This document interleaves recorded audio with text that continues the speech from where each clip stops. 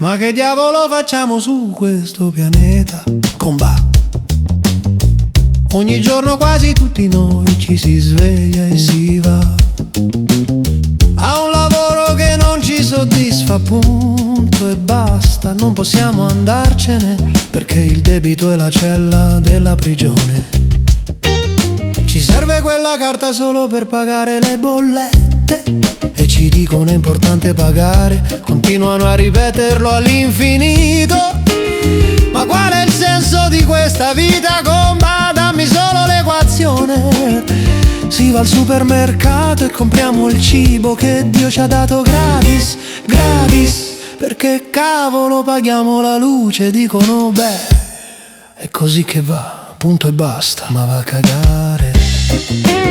Ma va a cagare. Ma va a cagare. Ma va a cagare. Sono stanco di questo gioco, è semplicemente così che ci fregano. Questo sistema è una monnezza. Per cosa stiamo lavorando? Solo per tenere le luci accese. Sono stanco del gioco, comba, è una grande messa in scena. Questa vita è solo un pagamento a rate che non puoi rimandare. Il prezzo finale per qualcosa che era destinato ad essere gratis.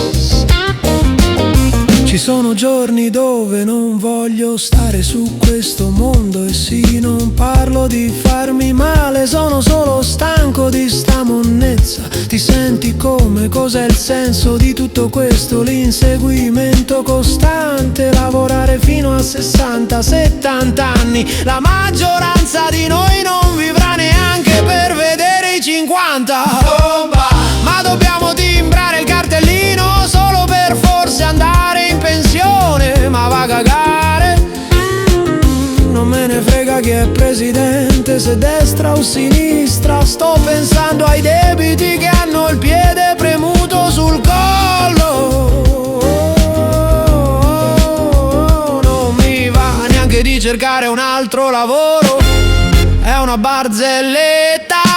Entro lì mi chiederanno perché vuole questo lavoro. Ok, senti un po', è per le tasse, è perché ho bisogno di soldi. E per pagare l'aria, per pagare il cibo, per pagare tutta questa cara vita. Va a cagare, comba. Che barzelletta.